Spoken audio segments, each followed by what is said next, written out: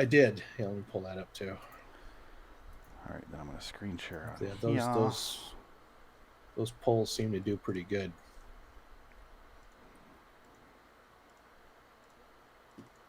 You become like a marketing genius overnight, Phoenix. Yeah, once you get over the fear of Twitter, it's fine. I'm getting there. I do realize it's like way better than Facebook as far as getting people to notice shit. Facebook's dead. Yeah. So on the back of that monitor, there's like 4 dots. Yes. I bet you those pop off and there's screws behind them. Most likely. I'm hoping they do. I don't want to break my damn monitor because. I mean, the worst case scenario, you pop a piece of plastic off that you're never going to see. So. Yeah, it's true. But I do want to try just sitting them on the desk first, side by side, and see how it looks. And if it looks like shit, then I'll get the mount. Yeah. Because I can always put that things that you don't really need, but it makes space on the desk, which is what I. Yeah, I could always put that little top piece on later if I even fucking need it. But I'm probably fucking not gonna Greg. use it. All right, just go live. Fuck it. All right, cool. He didn't even reply to my message. I thought it was hilarious. What? I said, Frank, pinch it off, you fuck. We're live. Oh. That's a great way to start live. Open up on pinch it off, you fuck. We always start the show in the greatest ways. Oh, let me turn off my AC. We can't hear it. You're good, I guess buddy. I'll do that. Hey. We can't hear it, man. You can leave it on. I can hear it. Nobody cares what you can hear. Yeah, it's not important what I hear. No, it's important what the audience hears. Right. If we can't hear it, then the audience can't hear it. So the audience can hear me not hearing anything and be like, what are you guys saying? What? Do you hear what I hear? We're up. We'll punch you right in the ass. Hey, Jansen. Yeah. Wait for it. Wait for it. I hit the button a while ago. Delay. Hello, citizens. Welcome to LIW The Twilight Zone review. I'm a computer program forced to read this bullshit by Phoenix West, who is joined by Frank Links, Adam Wilcox and Jansen Carlin. This is episode 182 of the podcast, and episode 7 of season 2 of the Twitter Zone. The episode is titled A Human Face. Something I strive to have. It debuted June 25, 2020. Will one of the hosts set me free? Let's find out as their stupid human podcast begins in 3, 2, 1. And we don't have Frank. Just a warning. He's shitting, as he said. He's sitting on the pooper. So without Frank, we're without clips. This is very professional. I'm Phoenix West. I'm Jansen Carlin. No, I'm Adam Wilcox. Welcome, guys. Frank's taking a shit. Frank's taking a shit. So check out Red Dragons Radio. Let him know you appreciate Frank taking a shit. He's gonna be very confused.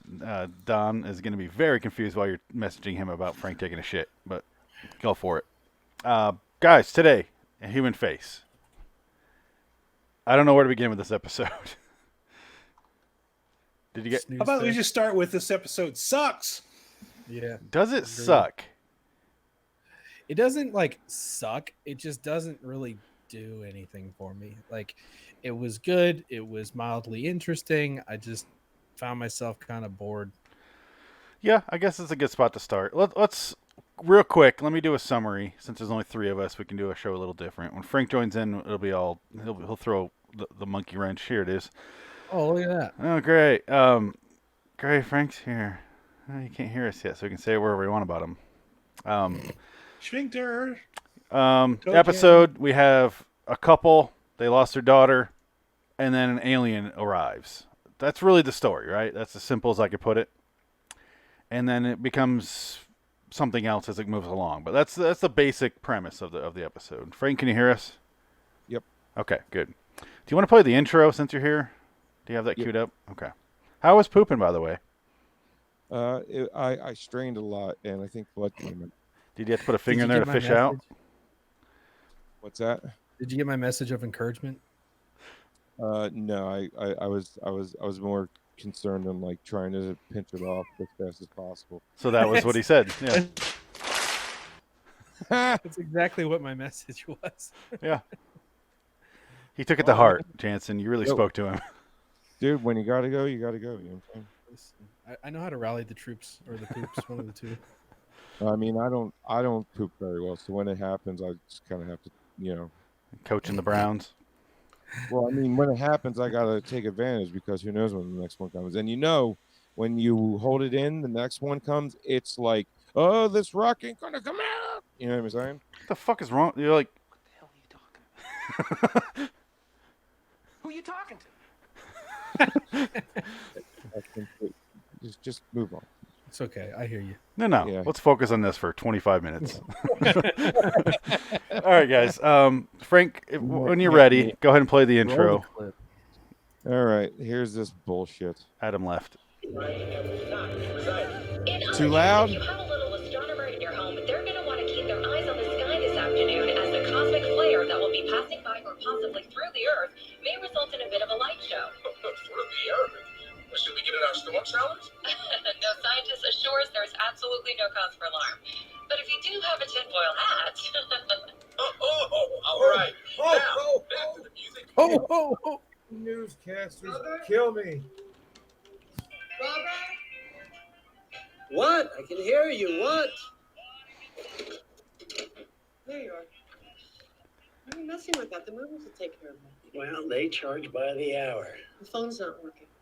Yeah, they shut off the internet, and that was stupid. We should No, have told them. the phone's not working. The phone works on the internet. It's a bundle, bitch. For the last Yes. 25 years, Bundle. it's a bundle. How do you not know this?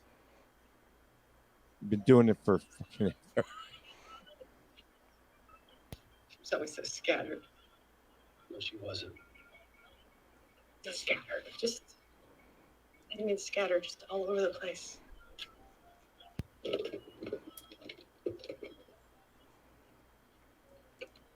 It's not the definition of scattered.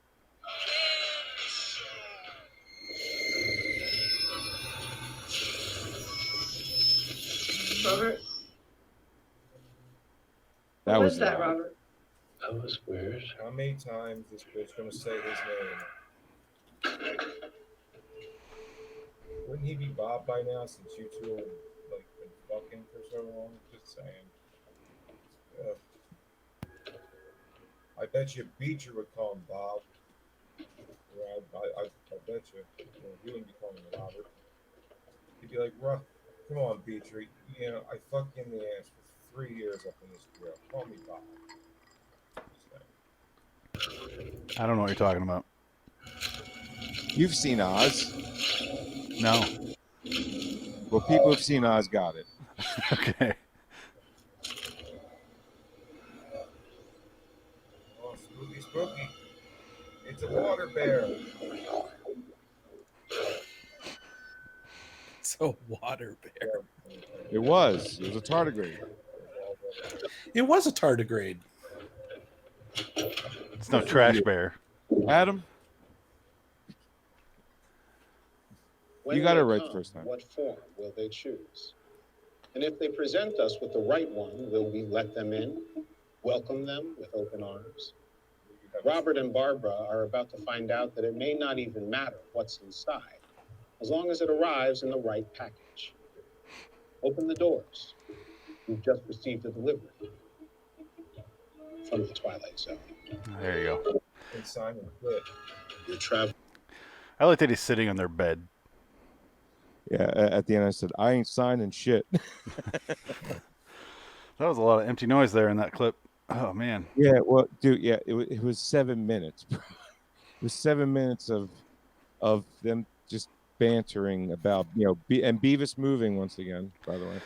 Yeah, let's talk about that first, I guess, because you brought it up. So we got Beavis moving. We got the Invader, which the dead girl stores her jewelry on. We got the clown from 5 Characters in Search of an Exit, which she has as a toy as a 20-year-old. I saw that too. What do you got here? Oh, okay. You got an Invader. Yeah, there's a couple Easter eggs. Finally, we're beyond just the 2 references they've done so far in the show. They finally done a little more. Oh, and they're going to do a lot more. They're doing too many. Don't stop either. That thing's tiny. Is it springy? He ain't tiny. He's huge, and he's heavy too. That's pretty cool. That's what she said. I like that. He's fat. What do you say? Come in, mission control. Land of giants here. Hostile giants. Come in, mission control. Do not come and help us. Johnson's dead. For some reason, it's always Johnson that dies. We don't know Johnson, but he's fucking dead. He dies all the time. Fucking Johnson. Yeah, Johnson's dead. Don't send reinforcements. Oh. She's stabbing us with a kitchen knife. Big giant land of mutes. You guys haven't seen that episode, have you? Nope, I'm sitting here just. Yeah. No, I've seen that episode. Okay. Yeah, It's the Invaders. It's one of the best ones. Yeah. Thank you, Adam. Yeah. Another one. Give me. It's good. Two. It's All good. right, cool. You get two. Get two. Jansen, All right. it's good. Yep. It's Trust Okay. me. I'll Yeah. trust Dude, you. the entire episode, no one says a word. Like, Yeah, that's what's cool about it. Yeah. yeah. You know what's not good? What's This that? episode. No, this is bad. This is very bad. Yeah, like I was gonna get my hat and I was gonna duct tape them to the bill the whole time because I figured if this new Twilight Zone is just gonna fanfare the fuck out of us with nostalgia, being as though the stories ain't. I figured I'm just going to start getting every little piece of memorabilia and just sticking it to my head, my shoulder. You know what I mean? Like, yeah, I'm following Peel's. Just make a Twilight memorabilia. A what? Twilight Zone memorabilia. Twilight Zone's memorabilia suit. Oh my god, I broke him. Yeah, his little thing fell off. In my next, whenever I buy a house, He's my office is suffocating gonna be, my office is gonna be like a Twilight Zone museum. I decided because we were watching a show last night where a guy has like a horror sci-fi museum, and it's on Netflix, some weird show, like Amazing Interiors or something like that. And I'm like, I could do that with Twilight Zone shit. It won't be like from the show because that shit's expensive. But You know what I like are the people that turn their living rooms and offices and shit into actual decks of like the Starship Enterprise. yeah, Like that'd be they- cool. That I look at those just and I'm like, man, some people are so fucking talented. I can't do Dude. that shit. That is the greatest idea I've ever heard. It really is. Like they turn their movie room into like the fucking bridge of the new Enterprise from Next Generation. Okay, question, Adam. You can't pick Picard's seat. Where do you end up in the bridge? You gotta go Geordie Me? LaForge. I would actually be on Worf's station behind. Yeah, that's where I'd be. I'd be security. I'm I going Geordie. Yeah. I want up front. No, I've already decided that a long time ago. Geordie's The not up best front. job on the Enterprise he for me is. would be chief of security. The bed. I've never seen a single episode of it. Phoenix, Geordie is down in engineering, bro. Yeah. Have you seen? Well, he wasn't on the first season. Yeah. Yeah. He's up front, in front of the captain's seat. He's on Really? off to the left when you're looking. Oh, if you're the on the captain's first seat. season. Yeah, he's up there. Oh, okay. Do not fuck well, with me, Frank. Well, okay. Okay, season 2, No, Phoenix. in the movies, he's up front too. What? Oh, is he? No, Yeah. he's in engineering in the movies. There's not Sometimes. one movie Geordie- okay. Well, of course he can be there. He's the engineer. So human face. Okay, Jansen, go. Wait a minute. Why am I to the left? I feel out of place. You know what? I like being here actually. Because Well, me and shut my- up. You're already there. So Jansen, That's what happens when you're late. Oh yeah. You know that's what? your poop deck. Whoosh, whoosh. Nothing's happening. He just kicked him in the lower decks. Oh. Oh yeah. Nice. Okay, this is gonna get old. Okay, so Jansen, you Yeah. appear to be the most frustrated. Some reason you can't watch bad stuff, so you go first. What do you mean? Some reason I can't watch bad stuff. What the fuck does that mean? You get angrier. You get not angrier, just Not that I'm angry. I'm just like I feel. Here's my thing. you get I impatient. personally believe my time is precious, right? Even though a lot of people don't think so, I think so. Can So you when I describe have- this to me? I don't get it. What? I don't know what you mean. My time is precious. Well, Oh you yeah, get okay. paid for You're it. How doing a bit much now. you getting paid? Listen. So what I How mean much by you that getting is paid? that when I have I to mean, sit how through much something you that getting paid, Jansen? what? How much you getting paid, Jansen? It's more than you, bitch. Apparently, I'm paying. I know it's $1.69, Phoenix. Before you bring that up, Yeah, listen, dude. I really made got $3.50 last episode. Okay, $3.50. That's it. I'm just joking. Yeah, I do the opposite. Where Frank too, where we're paying to review Twilight Zone. So I'm in a different camp than you. Red cent. Nor will you. I'm a Patreon on my own show. Yeah, we're so in the red that it's not even funny. Yeah, tell me about it. I mean, this whole iPad debacle, I'm back $3,000. Okay, Jansen. Just end up with one iPad. Yeah. Continue. So I feel like when I'm going to invest time into watching something, I want it to be worthwhile, right? Even though I'm doing this, and the worthwhile piece of it for me is hanging out with you guys and discussing it after. That's enough worthwhile for me. But even still with this, I found myself just kind of looking around like, Frank, are you fucking making faces at me, dude? No, I'm watching you talk. He's Brady bunching you. It just feels like a waste of time. Shut up. Hi, Adam. Hey, make me come up there. Sorry. Did it look convincing? Yeah, it looks a little convincing. So convincing. That's why you asked what you're doing. Well, I mean, will you let Jansen finish? Okay. Listen up, Kanye. So anyway, I thought. With your shit. Sorry. I knew he was going to do that too. I know, fucker. So I just feel like it was a bit of wasted time. Like the episode didn't really went anywhere for me. There was a lot of dialogue that was like so over-explanatory. Like it just felt I was sitting there watching a TED talk. Like, man, if I'm gonna sit here and watch a TED talk, I think I would appreciate to get a little bit more out of it. At least when I leave from watching a TED talk, I feel like I might have learned something, right? But this just felt like this could have been read, could have been a story in a book. Fine, I'll read it, but it's not. It didn't feel TV worthy to me. That being said, I thought the episode itself was decent. I thought it was executed well. It wasn't bad. It just wasn't enjoyable to me. Okay, that's my thoughts. Adam. The only thing I want to say is I would say this is like less than average, just slightly below, like a 4 out of 10. Is Frank going like prospector on us? Do you see his face? I don't know. He looks like he had some lewds.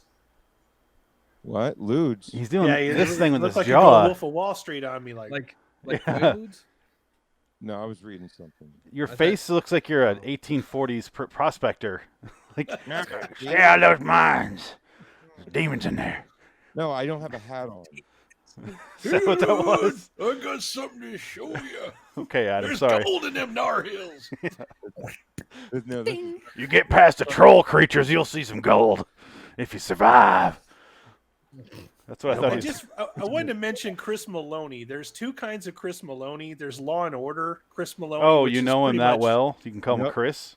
It's this one. That's the same as this Chris Maloney. And then there's Long, Hot, Wet American Summer Chris Maloney, which is the Chris Maloney that I like better. Me too. So he plays the cook on he's American fantastic Summer. in that movie. He's great. And then Chewed the fuck out of that scenery and made it work. And then there's the Chris Maloney that fucks Beecher and Oz. That goes to the criminal show he mentioned. I don't know the fucking difference in those shows. Those are all the same to me. There's nothing like Oz, sir. I don't think you've ever seen it. To say, trust me, Oz is its own entity. I watched it. I watched some of it. A lot of gay sex in there. Yeah, that's why I watched like Maloney is doing the best he can with this part. It's a nothing story. He is a great actor, and he's the only one. It makes me mad when you see these shows and they waste their talent. That's the same way I felt about Moraine and Baccarin in episode 2. You know, it's like she's pretty good, but you don't really do anything with her. What season? This season. To be fair, I mean, this not exactly a big character actor or anything like that. He's a working actor, so like this was at his level. to be honest. For me, it felt like this was what I expect from him. You guys have never watched Oz. You need to. Nope, never watched Oz, Frank. Trust me, Chris Maloney. This is not like Chris Maloney and Oz. This is not like. I mean, he's a good actor. Trust me. Yeah, I like Chris Maloney. Anything else, Adam? That's all I can really say about it. The other thing is I predicted what was going to happen like halfway through again, and I just hate it when I do that. It's like, why can't I just be pleasantly surprised or just make me feel something? I didn't hate this episode, but it felt like nothing. And when it ended the way I pretty much thought it would in a stereotypical way, went down a notch for me. So that's why I gave it a 4. It's just below average. Wow. Okay. See, for me, I didn't know where this episode was going. I was like, I have no idea what they're trying to accomplish here. And at the end of the episode, I pinged Phoenix and I was like, dude, what even happened at the end? What's the message behind the show? Conform? We'll talk about that. We'll talk about that after. No, raise the questions now, and then we'll talk about it after. That's all we have to talk about. What's the message behind this show? Because I don't fucking agree with it. Okay. Frank, what are your thoughts on the episode overall? Overall, not specifically like you did last time. Overall. You want my thoughts overall on this piece of shit? Yeah. Okay, there you go. So I think... Okay. Stop looking for 5-5s, dude. This is a podcast. People are watching. Yes, but it's also a podcast, and it was a podcast first. Well, yeah, I wasn't going to say anything. It was just... I know. That's the problem. You were talking. Listen, he's trying to incentivize people watching. Oh, is that what he's doing? Okay. I didn't... Because then you get to see the cool little things he does, like high-fiving Adam in between camera angles. That was awkward. But you just high-fived me, Jansen. I was high-fiving Adam. Like, I wasn't high-fiving you. I don't agree with that. Jansen. Well, can I still get high-five, though? Really? All right, cool. Just leave me hanging. Looks like you're trying to pat his head.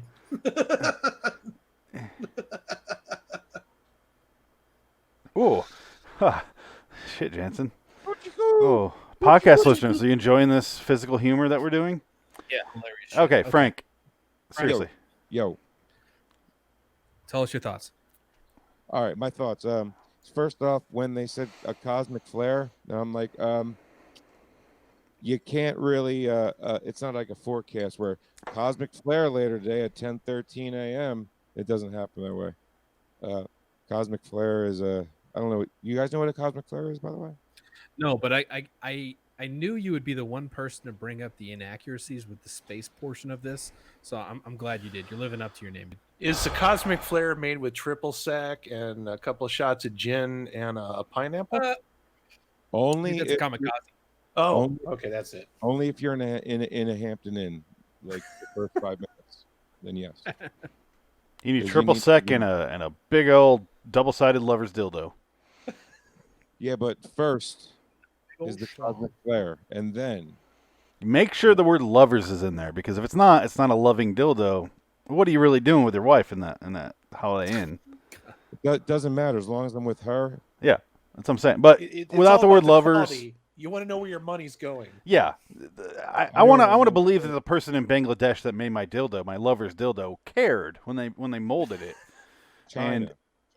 Oh, that you get them for China? Yeah, I go Bangladesh, but it sounds sexier than China. If it's not from Bangladesh, you just are not purchasing. Is that what you're saying? Yeah. You know, good for you. I'm. That's why I haven't been to a Holiday Inn with my girlfriend. We haven't gone there and desecrated the bedroom and made the maid come in the morning and go, "What the fuck?" Like we haven't done that to her. So by that logic, if you do happen to find what you're looking for that was made in Bangladesh, you're heading right to an Hampton Inn? Yeah, I think I am saying that. Nice. Just drink a cosmic flare first, and you'll be good. Did I fuck up the outro by saying Holiday Inn? I know it's Hampton Inn. Did I say Holiday Inn in the plugs? I think I fucked it up. It's Hampton Inn. Yeah. Okay, I think I fucked it up. Two Hampton. I'm lost. Frank let his wife fuck him with a dildo in a Hampton Inn. Oh, all right. He got pegged. Twice. Good for you, bud. Thank you. Twice. So he came back for seconds. So he's like, "Yep, got to go back." You're a braver man than I am. Well, a different Hampton Inn. They kicked it. Gay! It was my wife. How is that gay? I agree. As much as I hate to agree with Frank for once, I agree. It was purple. It wasn't fleshy. Even if it was a fleshy, it's not a real dick. It's your wife. There's no real dick involved. Yeah. Barney dick? I think that makes you a pedo. I mean, he's really into dinosaurs. Seated, you know, I wasn't seated. So if you once listen, you're seated, you're gay. I think that is the boundary now. Now's the time of the show where I like to go. Hey, how you doing, Tom Elliott? What's going on? What's it like being #1 Twilight Zone review show? What's it like? Well, because clearly we're never going to find out. We are #2. Yeah, but are we? And yeah, we're #2 by default because Twilight Pwn is done with their run. By popularity, we're nowhere near #2. Yeah, but there's 13 other podcasts out there that are active. I did like listening to Twilight Pwn, an episode from a long time ago, because I only listen to them if we've done it. And I finally listened to a season 5 episode that they did, and they're like, a bunch of young bucks are on the scene now with a Twilight Zone show. I'm like, that was me, because I looked at the timeline of when they released that episode compared to when I started the show. I'm like, they're talking about me, and I was sitting there like a mushroom that popped up after they. Yeah. So they went on a break, and apparently I happened to do my show during that break. It was like there's a rainstorm. After we leave, it rained. We came back. There's mushrooms all over. Yeah. So thanks, guys. I appreciate it. Yeah, they called you fresh fish. Yeah. That's funny. Yeah. And they never started that Twitter war because I didn't have Twitter. They are so checked out, these two. No. Just check out, the Twilight Pwn. References and stuff. We're talking about a different Twilight Zone podcast. Yeah, I just looked it up. I'm not impressed. It's a very good show. They do a good If show. I wanted to listen to AM Samara, I'd go on to Twitch and watch some hot girl do it. Well, think about... That didn't mean nothing to me. No, me either. But the point is, they do an obligatory MST3K reference, and I'm pissed that I can't do it because they did it first. I mean, you could do it. It just wouldn't be as good. No, I got MST tattoos, and I can't do it. They even have a jingle, Yeah. Yeah, I refuse to do jingles. We're not that... I did think about stealing their jingle for the obligatory John Frankenheimer reference type thing.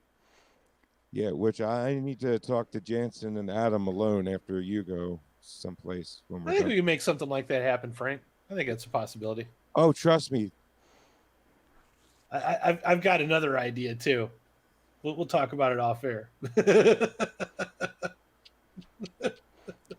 Anyway, Yep. Are you done, Frank? Are you done rambling on?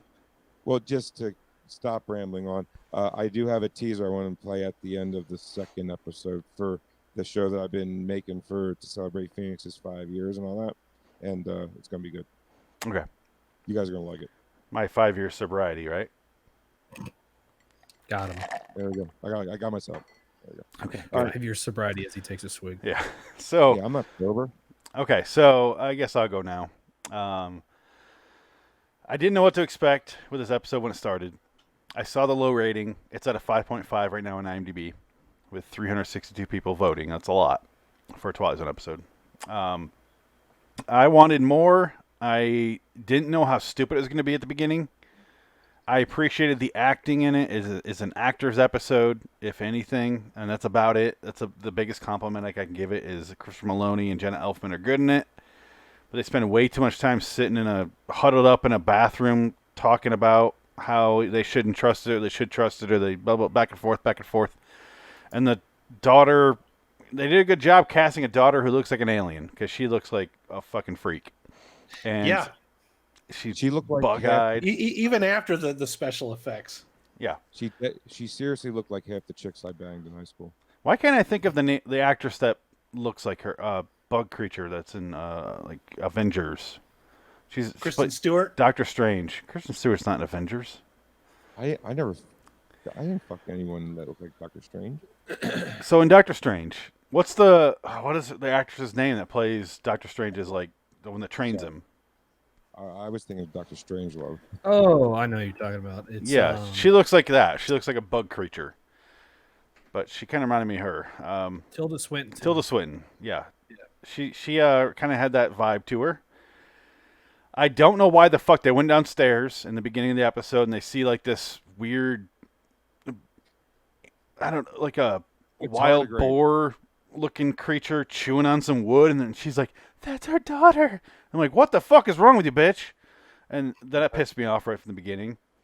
It looked like one of those scenes from the first Men in Black movie, but like before they finished it, like the effect before they finished it, like the pre-rendered CG.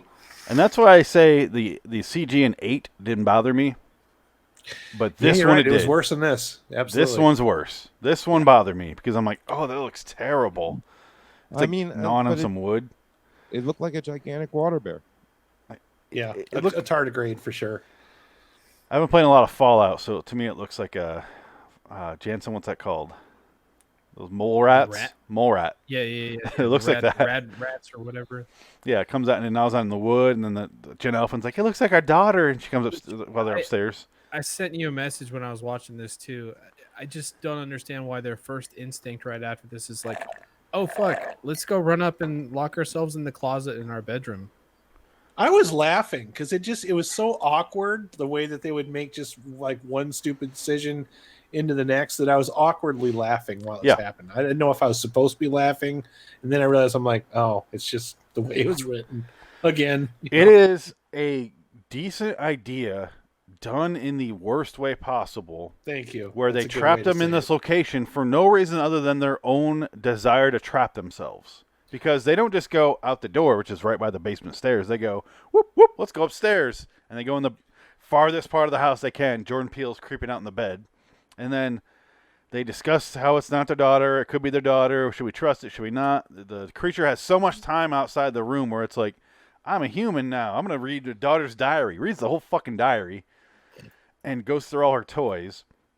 I was laughing when that was happening, too. Oh, God. I like to mention, like, the complete uselessness of the fact that they're packing up and moving. Like, what does that add to the storyline? It does. They were moving because it was the house that their dead daughter who killed herself lived in, so you want to move away from those memories. Yeah. A metaphor for them moving on, basically. Right? I think it was still that's a stretch. Useless. Okay. No. Your metaphor theory is fine. I just think it was kind of a dumb piece. With some better dialogue, this might have been okay, but it just yeah. I mean, just for a guy that's been through something close to that, like afterwards, I almost burned every single thing I had of my father's that reminded me of him. I had to. That's fair. So yeah, different. See what they were doing. They were getting rid. They were basically moving on and trying to get rid of everything that reminded me of. It's actually healthy what they're doing. They're moving on. They're putting it in the rear view, which is what you should do. Because otherwise, you're one of those creepy parents who have like a weird museum to your dead child, which I understand. And also, how do you move on from that? Once you have it for 3 weeks, how do you ever pack up that room? I have a story. So, one of my customers, very rich. Seriously, no. I know. So, very rich, right? Very, very rich, well-to-do. Their teenage daughter had a abortion, right? This is a fun story, Frank. Just chill. So because her father made her have it, and then she couldn't live with herself, so she hung herself by the banister. I've already heard this story.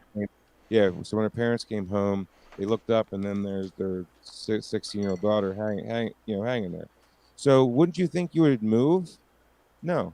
So every time I would walk into the house 20 years later, I would just look up, and you couldn't help but look up and say, that's screwed up. I'm walking into the house where the teenage kid hung himself from the banister there. It was just messed up.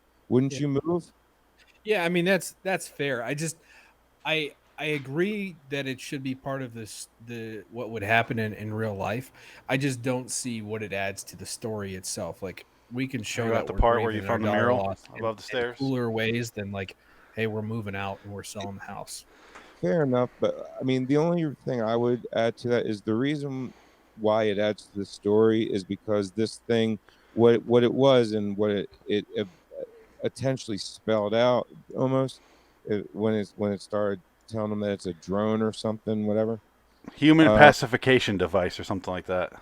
Right. Like what she, basically what this thing did is um, they're in the middle of leaving and moving because of the deep emotional distress that they've gone through, right? So what does this thing do?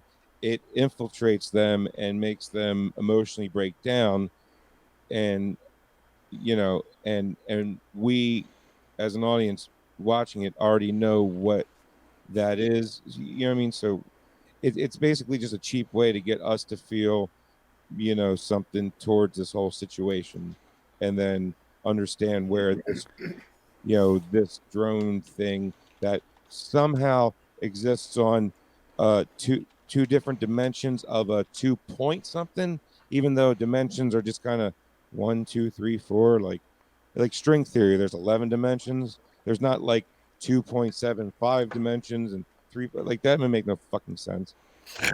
Yeah, didn't she say that I'm technically in 27.32 dimensions right now? Her exact words were, technically I exist in 2.47 and 3.36 dimensions. And I'm like, what time? I actually have a clip if you'd like to hear it, because I reacted. Yeah, I kind of want you to finish your story, though. Oh, I did finish it. You left. No, you didn't finish the painting part. Painting part? Okay, you're not gonna reveal this part of the story, huh? Yeah. Oh yeah, you're right, because you told me Frank and I had a conversation about a year ago on the phone that was like 3 hours long, and he told me this whole story, and it's fucking weird. Yeah, dude, because this is the good part. When you walk into the foyer, or like I like to say, but for Frank's fancy. Yeah, because I'm high class. Yeah. No, when I walked into the foyer, I look up and I'm like, that's where the bitch was swinging. You look to the left, and there is a 6 by 9 foot just mural of the chick looking right at you. You're like, yep, I'm the one who hung her himself. Like, Jesus Christ. They hung a mural of the daughter right by where she hung herself. Oil painting style.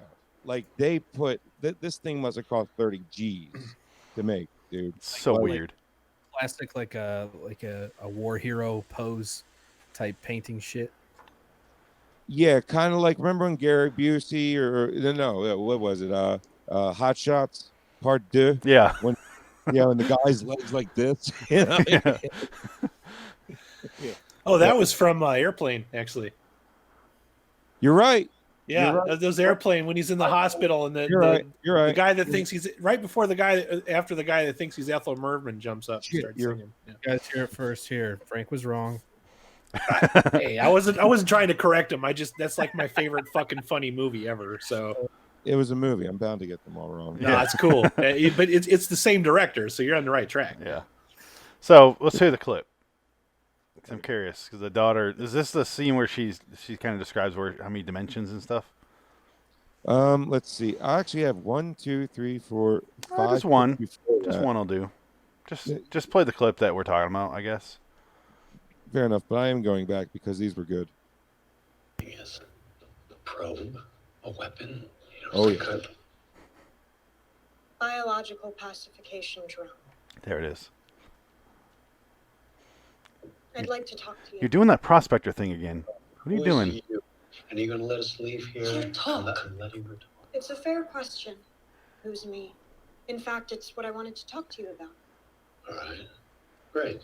Drone. You said biological. Pacification drone. Yes, that's a way of saying it. I'm kind of a tool or a weapon. I'm not even entirely here. Not exactly. I alternate between roughly 2.726 and 3.73 dimensions at all. Time. There's only 2 or 3. There's no 2 point something whatever dimensions. But 2, and then there's 3, and there's 4, and there's 5. If you want to do string theory, there's 11. What are you talking? 2.3. These numbers don't make any sense. Times. What does that even mean? I started more or less unthinking, just a machine for conquest. Her voice is so boring. This is why we don't need to progressed AI, guys. I'm closer to what you might call an aspect of an invading force, although that's not quite right either. No, I think it is right. It's exactly what you meant.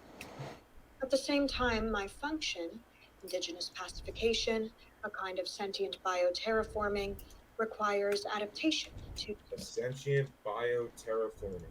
Conjunction junction. What's your function? Alter the atmosphere of a body. I guess that's what you're doing.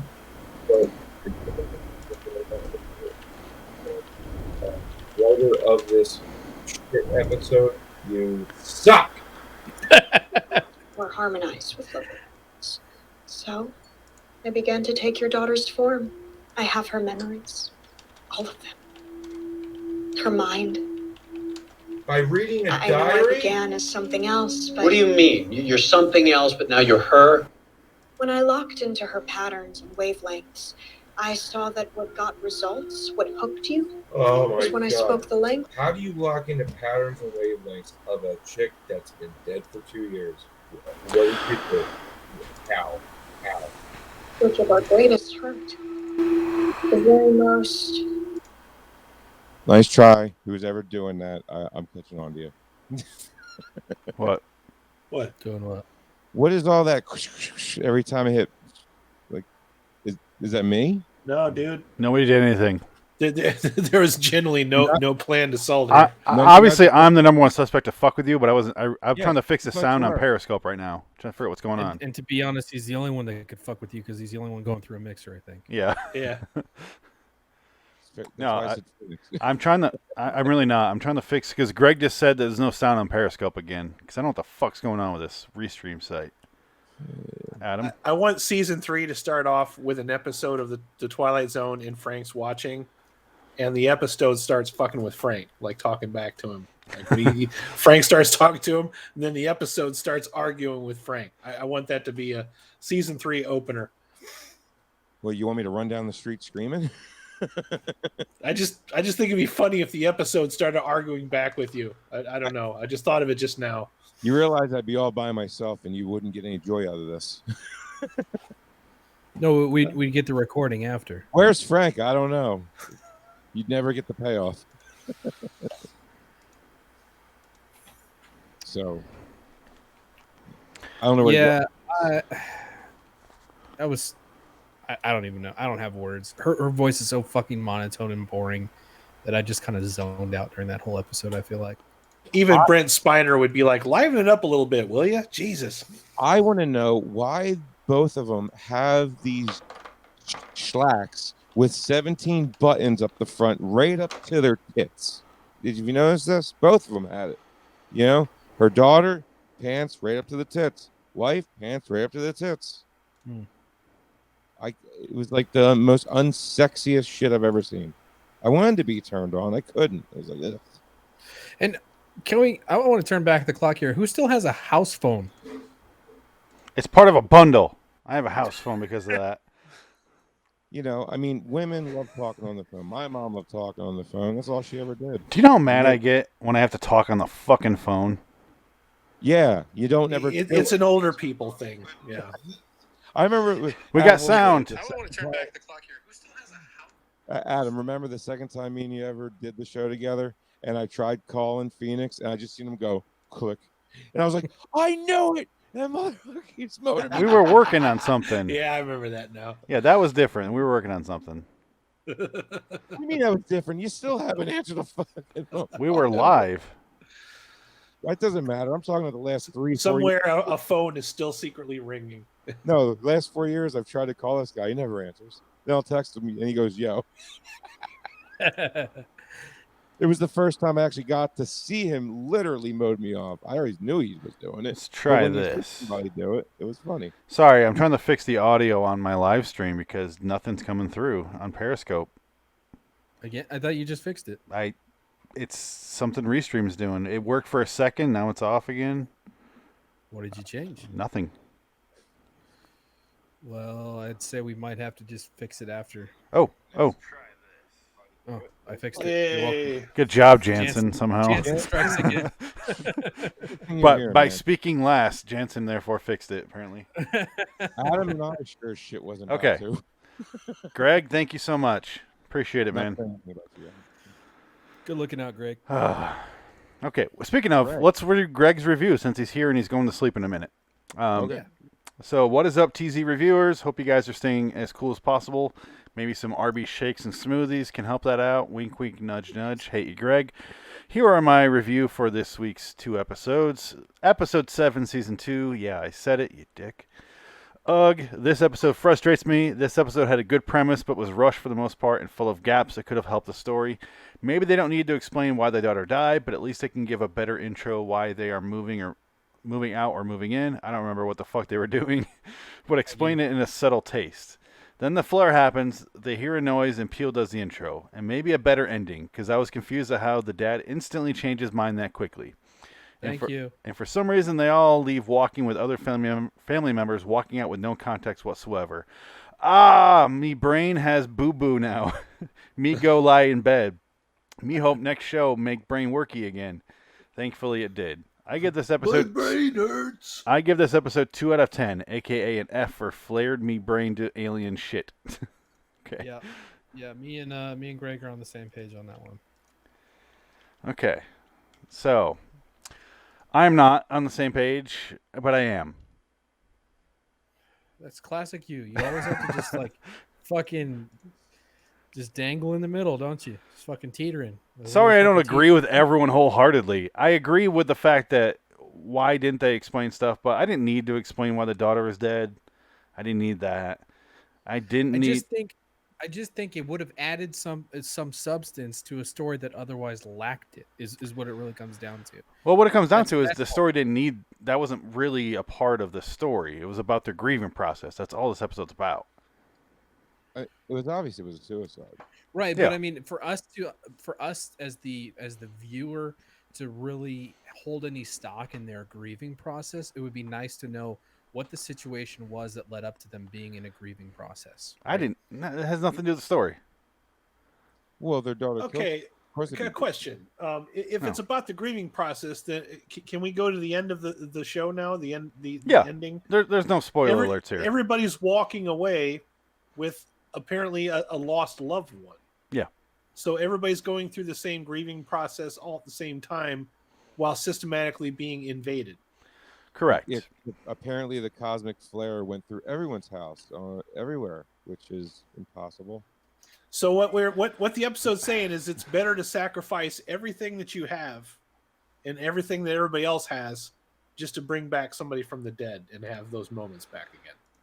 So what it is, it's an alien who arrived, and their method of invasion is getting you to trust them. And how they're doing that is your loved ones. They're getting through to you with your loved ones because it's the most, the basic emotional core that everyone has is everyone's lost someone that they love. So that's how they're getting through to you. That part doesn't bother me. I thought it was just a boring episode. That's what bothers me more than anything. Is it's a good act. It's like if you were to do an actor went into a room and did an audition, this would be a good script to read. It's probably what it is. Yeah. And that's fine, but it doesn't make for good entertainment. It's not an entertaining episode. It's them sitting there talking to each other about their dead daughter, which I appreciate. I wish it was a little more emotionally involved because all we really get is Jenna Elfman feels guilty. She blames Christopher Maloney. Christopher Maloney is angry that she's blaming him, and he's reacting to that. And that's really about it. You know what this needed? It needed flashbacks, so that we could have seen unaltered girl that was supposed to mean so much to us. The original form, it needed flashbacks, I think, just to add some context of how much that person meant to her. Because I didn't really get it from the pictures. Are you a sadist? You need to see a little kid kill himself? No, not killing her. Just flashback. The memories are expressed through the alien, but we don't know anything about the girl. So we're supposed to feel something, but yet I don't, because all we have to go off of is whatever exposition is thrown at us and whatever pictures they happen to show us. Everything else is communicated through the alien. So I'm meant to feel something for this girl, but I don't, because I don't get any kind of context as to what they lost in the first place. Does that make any sense? No, I don't agree. I lost all of you? I don't agree. They lost their daughter, Adam. I mean, that's what I'm saying. Okay. It's about grief. It's not about how they lost I'm not her. saying reenact the suicide. I'm just saying, like, you know, a birthday party or a flashback, or when Chris Maloney's cleaning up the closet, maybe he finds something. He has a flashback to a moment of a thing that he showed her or something like that. What I don't know what that would add. I don't know what that would actually add to. Maybe it wouldn't make a difference. I don't know. It just felt like this was all tell and not show. I think I feel what you're getting at, Adam, and Yeah. I tend to agree with you. I would say what I think it would be adding is the humanity of the story. Yeah. The story itself was so much monotone dialogue that I didn't feel the humanity of the situation. Like for an episode about humanity, there's no humanity to be found anywhere. It's very basic. Single one of the characters. And that's kind of why I'm saying I know what you're going for, Adam, but not with this story that they're telling. That wouldn't work for this, in my opinion. But normally I would agree with you. But the story they're specifically telling here that wouldn't really enhance it. What they didn't do right was not have enough story. It's just a feeling of loss. And that's it. And that's all we get. A good example would be like Stand By Me. Okay, I know that's a 2-hour movie, but still, there's a couple of flashbacks where Will Wheaton sees John Cusack talking to him or at the table or something like that. Sure. Little flashbacks like that would have added more weight. At least I feel would have added a little bit more weight to it. They had 2 hours in a movie to do that. And that was the point of a movie. It's not the point of the episode of how they lost their daughter. If that was a part of the how they lost their daughter type of thing, yes. Well, not so much the how, just like some weight, some emotion. You know what I mean? Like we don't care about how she died. We're talking about. At no point did I ever allude to that. You guys drew that reference from something I said. I don't know why, but that's not what I meant. What I meant was just I don't feel anything for these characters, and this episode should have used something like a flashback to flesh out the character that we lost, the one that we're supposed to feel something for when they see her, when they see the tardigrade, slowly form into their daughter. We don't really know what that daughter meant to them. At the very beginning of the episode, if they did it before anything else, yes, that would have been nice. Where we saw why Jenna Elfman was so desperate to see her daughter in an alien that's eating wood in the basement. Exactly. It came off kind of odd and sudden. Is it because like the only backstory you got was from the alien, so you can't trust anything it's saying? Is that what you mean? Yeah, pretty much. That's kind of the point. Yeah, I mean, okay, like looking at it from that point of view, I agree with what you're saying, but then again, but what she was saying, like the bare bones of it is true, right? Like, I mean, the episode is showing us two characters that we know nothing about, and it just doesn't gel well with it. It doesn't work. Right, but obviously their daughter killed themselves. You know what I mean? Like, right. Yeah. These two have been grieving about it. That's obvious. Yeah. So whether it's the aliens saying it or not, it's pretty obvious. And whether you choose to believe the alien or not, it's still the truth. You know what I mean? So it's like this episode feels like a Cliff Notes of a better episode. Yeah, it's a rushed job. And to go off what you said, Adam, a flashback would have helped. Personally, what I would have done, I mean, it's easy to play, armchair quarterback, weeks later. But I think what they should have done, in my opinion, was have them talk more about what actually happened. They didn't have to do a flashback because that's not what they're going for. What they're going for is here we are here now. What they should have had was a few minutes at the beginning, the couple talking about what happened. We didn't have to see a flashback. As far as what I want to see for this story, because they're not involved with flashbacks. In talking about nothing. Exactly. They should have focused more on. They needed a couple rewrites. That's like season 5 of the original show. Are you going to keep waving that around, Frank? I'm kind of amazed. I'm amazed at his stamina, actually. What do you mean? He's listening to who's talking. Are you holding it? Hypnotize you. Are you still holding it? Like when Adam talks, he goes like this. When you talk, he goes like that. When Jeff talks, he goes like this. Have you noticed this? Jansen noticed it. I just ignore him at this point. There we go. I'm just kind of amazed at the stamina that he's holding it this long. Anyway, with the story that they're telling, if they would have talked more about the past and talked more about why she's seeing the daughter in this, instead they focus on, we can't trust her. Can we trust her? We can't trust her. Blah, blah, blah, blah. You're wrong. You're wrong. You're wrong. And it's just bickering for 40 or 30 minutes, and it just keeps going and going, and it doesn't change. There's not enough progression with anything. It's just kind of a big flat line throughout the whole episode. Yeah. Plateau episode. Yeah, but it had enough where I was like, I didn't hate it. I gave it a 6. I don't understand. What is it about new writing that people love to have dialogue in movies and shows that really doesn't need to be there? Like I watched this movie Tarantino on Amazon called The Vast of Night, and it had its moments in it, but there's about a good 45 minutes of just people talking in this town about things that never paid off later, just like random, like, oh well, I saw you at the picnic last week, and this, and it just goes on and on and on forever. And I'm like, oh, can we just get into anything at this point? And this is newer directors and writers. They just like to have this, just people talking about random things. They take that from, like Phoenix was saying. I think the issue with it is that Tarantino made it a way, for me personally, he introduced it into some movies where it's the star of the movie. Yeah, it was filling the odd space, and it was making the situation feel more visceral and real. Right? Okay, real is what they're going for. Yeah, and it's real, and people mess up their words, and they're not just spewing out lines and bullshit. But people take it a step too far these days, and they just add in shit that does not matter. Right. We both agree. Yeah, I completely agree. Tarantino did it to build the tension. Like when they're talking about, like in France, this is what the burgers are called, and they're walking to the apartment building. It's there to build tension. They have the security camera shot. It's all there to build tension so that they have the big shootout, and Samuel L. Jackson doesn't get hit.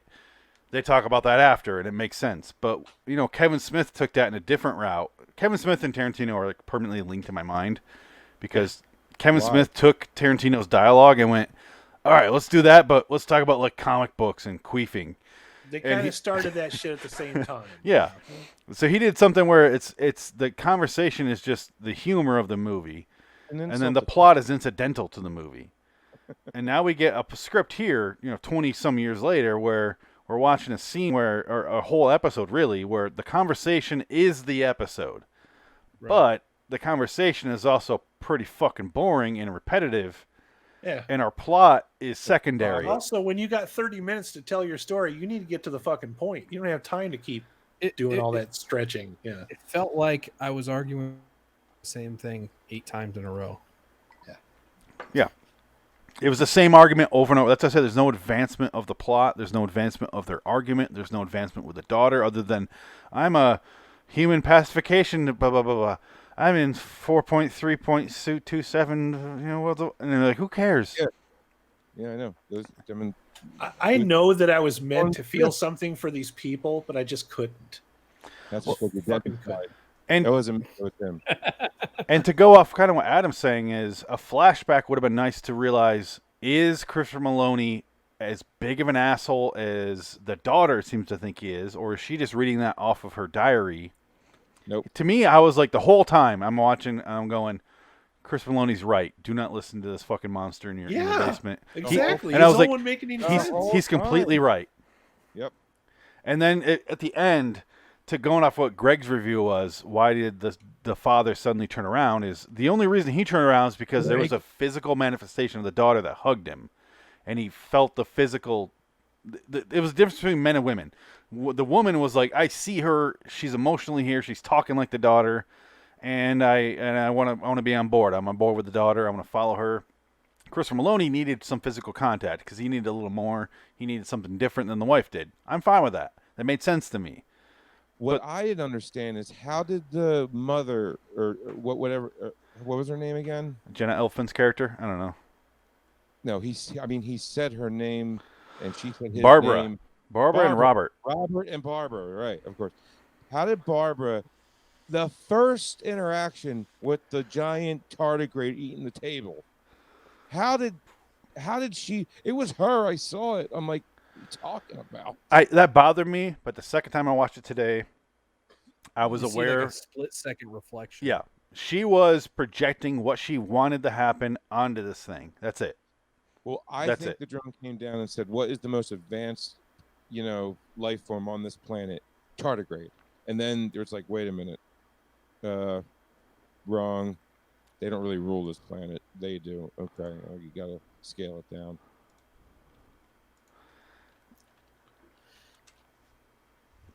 I don't know, man. Greg Space just said Giants, a flashback would have helped her in that hug. Yeah, yeah. He even looked at me. He's like, "What?" I get why she basically the whole thing is she's projecting what she wants this thing to be, regardless of truth, regardless of anything. She wants this to be her daughter. She sees it in like a fucking woodchuck, like gnawing on a fucking desk in the basement immediately. And I'm like, what the first time I watched it, I was laughing. So I'm like, what the, are you serious, bitch? And then they go upstairs and they argue, and the thing's outside and it's slowly turning into their daughter, but they don't know that. So you're watching it going, is this bitch crazy? And Christopher Maloney's making all the sense in the world going, this thing's clearly not our daughter. And he's right. He's right the whole way through. And the way that it gets her, the mom, is by looking like the daughter and sounding like the daughter. That's all it needed to do. Christopher Maloney, it had a little bit more trickery to do. It had to admit the fact that it's there to trick them. Because if Christopher Maloney was on board, it wouldn't have said a word about this. It would have just accepted it, and they would have just walked out with it. But with Christopher Maloney's doubt, they had the monster, the alien solar flare fucking thing had to go, I'm here as a pacification device. This is what I'm really doing. And he's like, okay, well, it's admitting it. So, and it's like, it keeps building on what it's doing for Christopher Maloney's character, and ends with a hug. And Christopher Maloney's like, oh, I can't deny this anymore. This feels nice. I miss having my daughter. And that's how it gets him. Because men, we put up this wall, and we just gotta be, and then and then we break the hell down. But that's how I got him to walk out the door with him, because the whole episode is, spoiler, we're already there, but it's an alien invasion for the 15th time in this 2 seasons that we've done in this show, and it walks them out the front door, and the whole thing is to get you on board to follow the alien to being conquered. And it walks you out the door, and you see other people when they walk out, and it's like they have their grandpa, or they have another child, or they have one guy just has like his wife, or vice versa. I don't know which one's dead, but yeah, if Jensen. my grandmother came back, oh my god. Yeah, I'd be out too. Screaming, yelling, pasta, and awesome sauce. So I got a question for you guys. Yeah. So do we think that is what it was designed to do, and it was successful, just like all the other families? Or yes. Or here's my theory too. It could go either way. It doesn't change really the outcome. Mm-hmm. Or do we think that each one of these pacification drones all came to the same realization that there was a malfunction in their programming, and they needed to be something for these people? I think the first one. I think she said that because she realized Christopher Maloney needs an extra layer or two of deception. That's all the case. What? That's all this is a long con. Yeah, it's a con. But it makes him feel better. It's really this episode is really just how do we make these humans feel better to accept our conquering of their planet. That's the whole episode. And that's what I liked about it. It's a cookbook, just there's no cookbook yet. This is a better sequel to Serve Man than our actual sequel to Serve Man. Yeah, which is coming up soon. Next week. Just think, guys, we got one more episode of this new series. One more? Right? Three more? We got 3 more. Three? Is it 3? We got one more today and then 2 more next week. I'm thinking of days. And then we have, and then the week after that, we have our wrap-up episode, and then we have our Nightmare at 30,000 Feet episode. Oh, that's right. Okay. Well, that's okay. That's fine. Yeah. Wait. What are we doing there, Phoenix? I'm sorry. So the schedule is posted on the Twitter for LIW The TZ Review. Next week, we're finishing off Season 2, the episodes. The week after that, we're doing our wrap-up episode. And then we're also doing Nightmare at 30,000 Feet. Because that won the Twitter bracket poll for these first 2 seasons. So didn't we already rate and review that? I'm confused by that. I'm sorry. Confused by what? He did a bracket poll on Twitter for both seasons, and Nightmare at 30,000 Feet won. It won. I got you. Justifiably, it won. I Yeah. guess. I personally. Yes, that was sorry. my favorite. Who did it beat out? All other 19 episodes. I don't know what to tell you. No, That's what fine. it beat was A Traveler. He even laughed, dude. He even laughed. It beat A Traveler, which is a mediocre episode at best. Yeah, but I mean, I would have thought Blue Scorpion might have went up against it. But You think so? I think A Traveler is the exact same thing as this episode. Just another fucking alien invasion. God damn. I feel like out of all of these episodes, it was probably one of the ones that felt the most, even though it's been done before, it felt the most original, and it had the most like production value, and like it just had a lot of detail. It doesn't matter. We're gonna go over. I think it's the best episode of the first 2 seasons. Yeah, but this season is better than the first season for sure. Oh yeah, as a whole, yeah. But I would still pick that episode. I looked into it today. You know how I do my 3 buckets, guys, where I do top tier, middle tier, bottom tier. I have 5 episodes from this season in my top tier. Yeah. How many from last season do you have in top tier? 2 or 3? 2. Yeah, 3? 2. No, I think I have 3. I have Comedian, Nightmare, and Blue Scorpion. Want to get into ratings real quick? I already did mine. I give it a 6. Oh, I have another clip or two. If you guys like to hear. Yeah, we're hitting the hour mark, so go ahead and quickly. No. Okay. Adam gave it a 4. Jansen.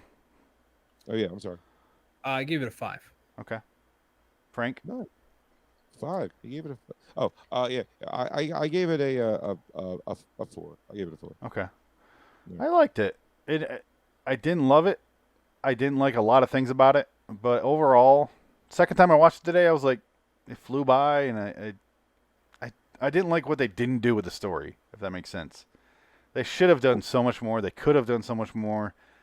Undercooked. It's undercooked. It came out of the oven early, and it was just kind of a blah. It wasn't like ugh, but I was like, oh, so close. Right. They got it. They got so it made. close. And that's kind of where I landed in the middle ground with the 5. Like I didn't Yeah. absolutely hate it, but it didn't do anything special for me either.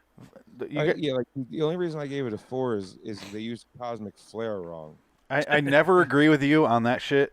Will never agree with you on that, but that's your opinion, and that's fine. But my opinion, it's not my opinion they used a cosmic flare wrong. It's your opinion that fucking matters. We have the technology to understand it. That's why it Wait. matters. Judges? Yep. You're right, Phoenix. All right, fair enough. I said I'm not arguing. I said that's a valid reason. I'm just saying I don't agree with that. No. I said yeah, okay. I get why that would upset you because, we talked about, what's that movie? Looper, where the time travel really fucking bothers me in that movie. Oh, if time travel bothers the shit out of me too, man. But I also go, I love that movie. So I kind of put that aside and I go, okay, well, let's look at the movie, not the science. It's not a science. It's not a documentary of the science. It's a fucking movie.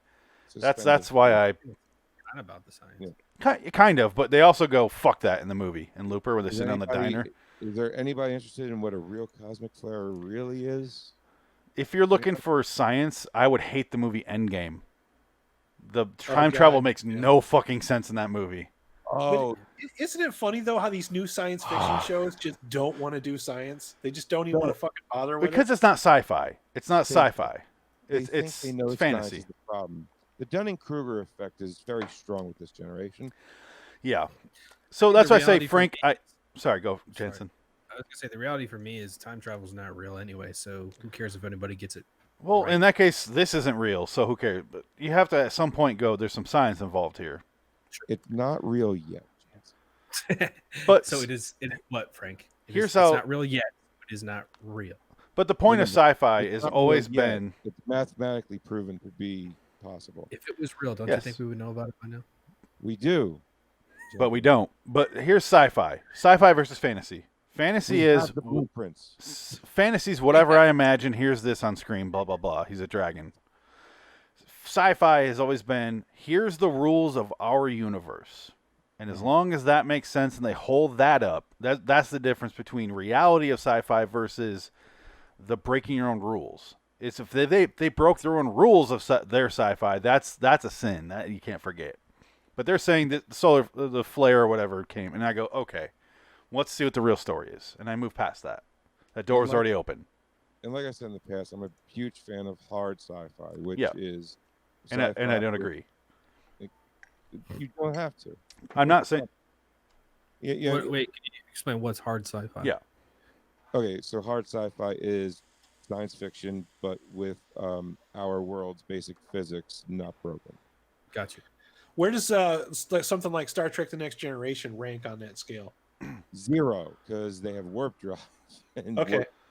What about Star Trek? Because the reason I use that as an example is that's a show where they went way out of their way to explain the bullshit science that they were doing in their task. Which I'm fine with, because you know what, because they do use real physics, and warp drive is theoretically possible, sort of, if you do it right. You know, it kind of like time travel. Time travel is possible. You can go forward, you cannot go back. You can go forward in time, you cannot go backwards in time. You watch these new shows and it kind of makes you miss the bullshit science of Star Trek: The Next Generation because they went so out of their way to try to explain. Because you're watching science. Star Trek: The Discovery, which is talking about a spore drive, which is they found some weird fungi and some spore, and they throw that in a hopper, like a blender, and they're like, now we can go wherever 10 times the speed of light. And you're like, what? And we can go to Frappe. It doesn't just warp you from place to place. The spores, like, fold time and space and put you here. The spore drive is fucking stupid, and it didn't make any sense that it was before the original Star Trek. It's their version of the TARDIS. That's what it is. It is. It's fucking stupid. They put no science into it. Fuck Orsi and fuck those guys. Don't get me started. Why do you have to bring this up, Adam? Alex Kurtzman. Fucking Alex Kurtzman. Jansen seems like legitimately like freaking interested into it sometimes. Yeah. Things that I say, not right at the moment because he's passed out. But no, it's all equations that are off of the theory of relativity. That's how we theoretically thought that within the equations black holes existed, but we had no proof. But now we do, So it's the same principle. Like wormholes, it's in the mathematics. White holes, it's in the mathematics. We'll never see one because I don't believe in that one. But time travel, Einstein proved you can go forward into time and come back in your own lifetime, and then here on Earth can be. How do you go forward and back if you can't travel back in time? Oh, you need a brown hole for that, and that's what Frank. Frank's he has a lot of brown hole experience in a Hampton Inn. You got to go to a Hampton Inn to travel back. Is that what you're saying? Just go to a Hampton Inn, baby. So purple lightning stick up your ass, and you're right back. Dude, you go to a Hampton Inn. You don't want time to move. So. You don't need a lightning rod. You need a purple dildo. You want it to last forever. Okay, guys. So. I agree with you, Frank. I like the idea of hard sci-fi.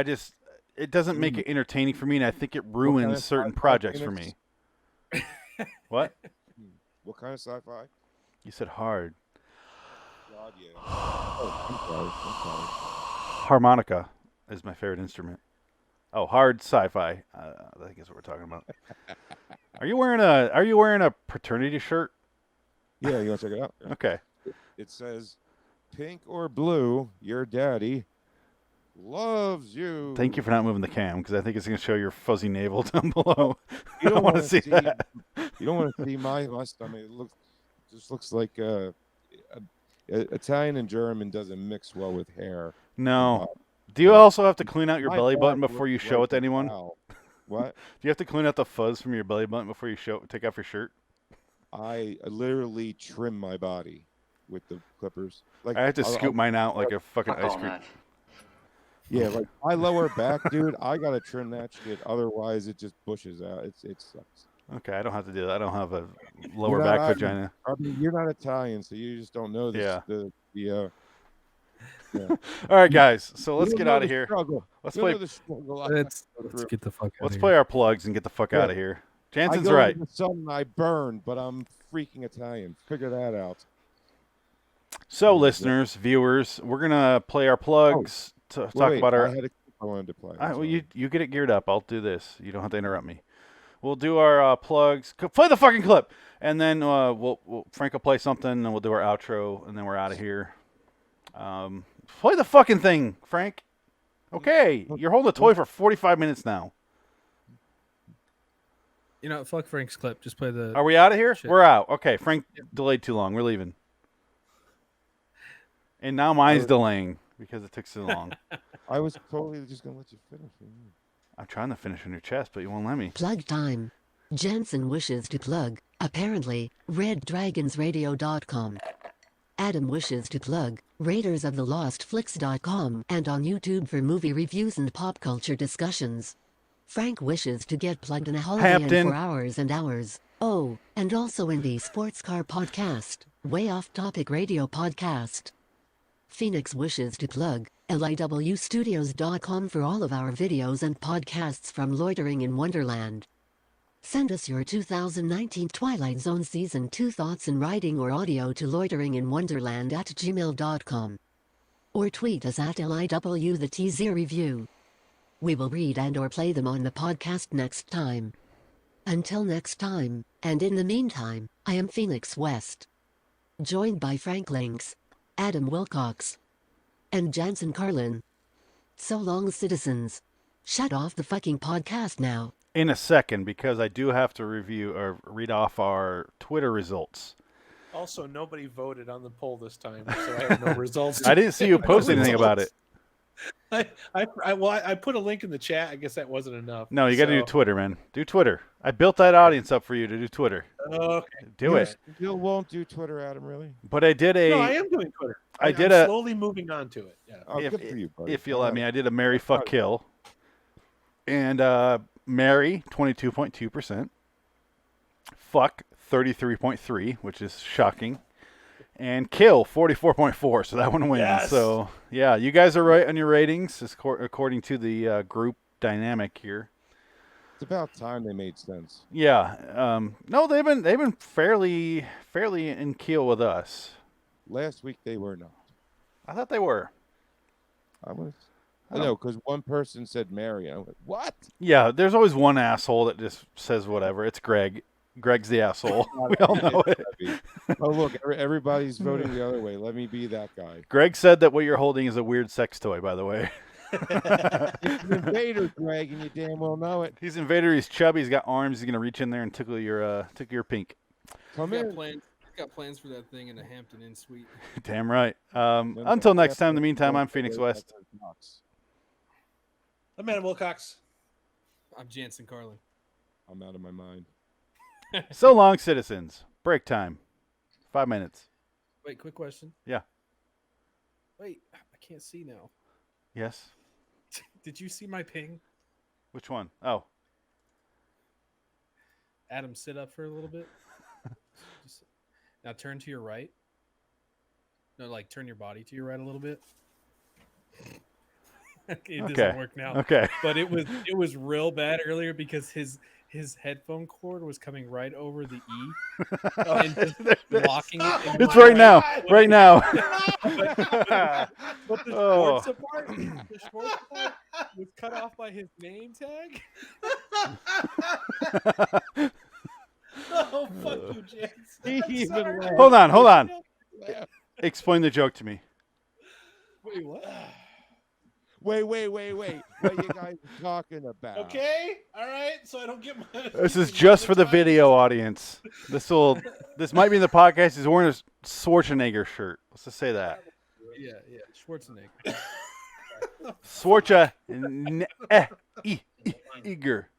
Designed to conquer, to absorb, only to be conquered itself by humanity. Never do an outro. Go on laboring now under a yoke of its own design, in one of the remotest colonies of the Twilight.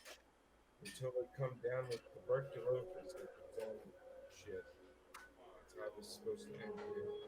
They're supposed to, die or something. Where's Tom Cruise running to save the day? Yep.